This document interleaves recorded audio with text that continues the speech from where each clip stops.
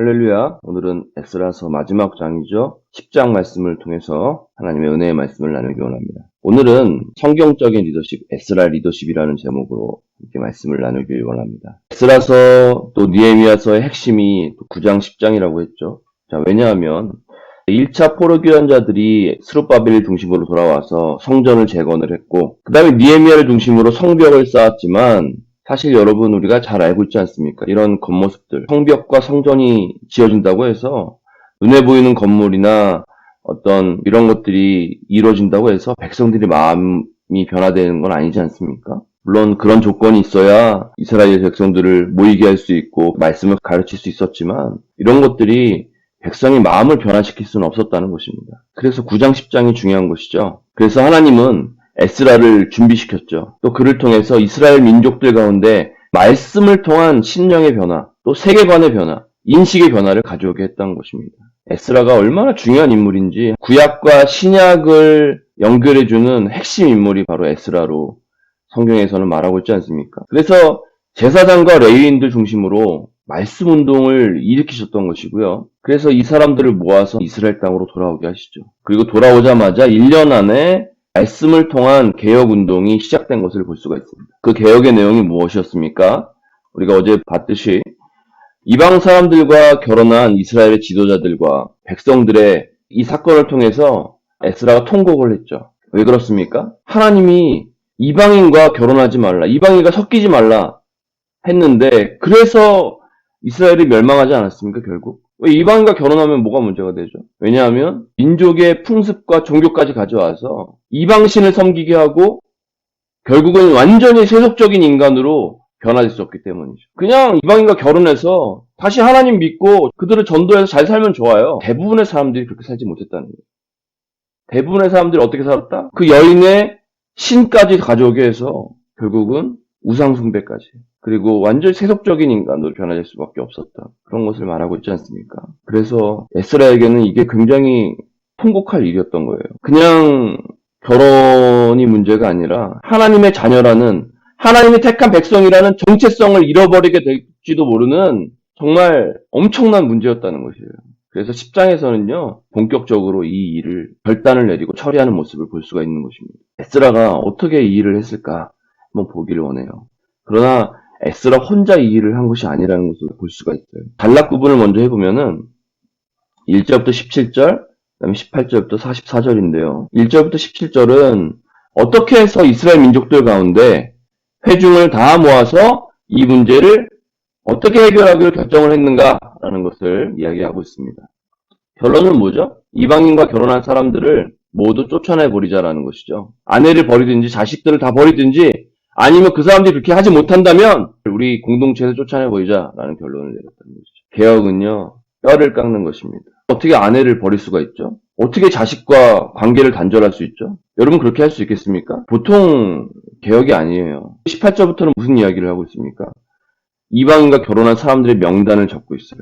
완전히 이거는 범죄자예요. 오늘날도 성적으로 범죄하거나 심각한 죄를 범한 사람들은 명단을 공개하지 않습니까? 그 당시에도 그랬다는 거예요. 결국 에스라가 금식하며 애통할 때 하나님은 그 기도를 들으시죠. 그리고 한 사람을 보내십니다. 그 사람이 누굽니까? 2절에 보니까 엘람 자손 중 여의 아들 스가냐입니다.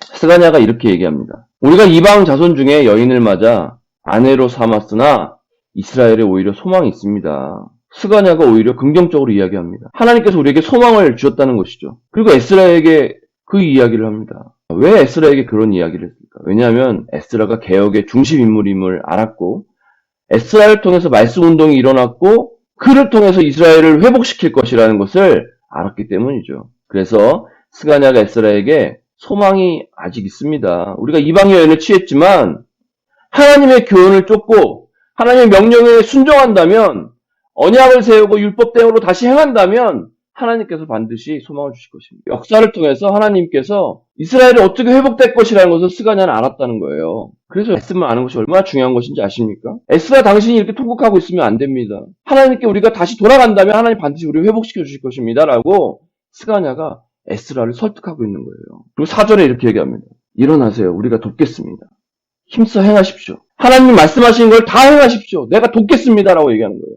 여러분, 지도자에게요, 이런 사람이 있다면 얼마나 행복할까요? 지도자가 백성들의 공동체의 죄 때문에 고통스러워하고 있어요. 힘들어하고 있어요. 그때 제가 돕겠습니다. 최선을 다해서, 목숨을 다해서 함께 하겠습니다.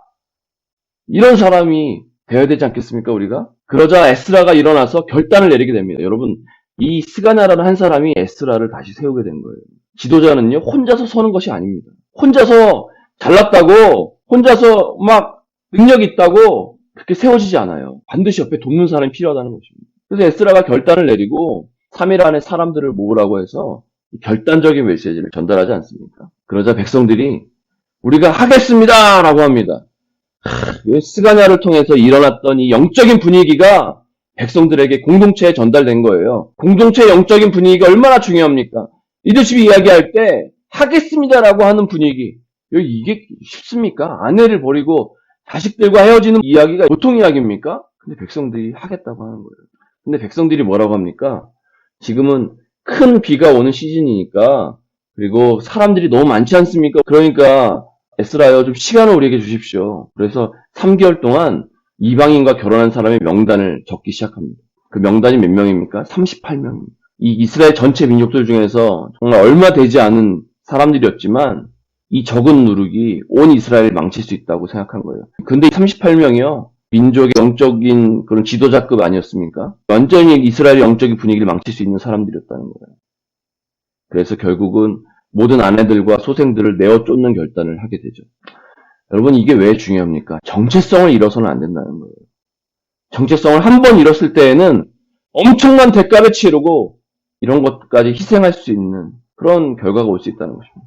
이스라엘 백성들은 결국은 자기 정체성을 지키기 위해서 어떻게 결단했는가를 보여주고 있는 거예요. 하나님의 제사장 나라, 하나님의 택하신 민족, 이 정체성이라는 것을 지키는 것이 얼마나 중요한 것인가를 오늘 본문 말씀을 통해서 우리가 볼 수 있는 것입니다. 우리가 여기서 에스라 리더십을 볼 수가 있는데요. 에스라는 돌아온 지 9개월 정도 지나서 얼마 되지 않아서 결단을 하게 된 거예요.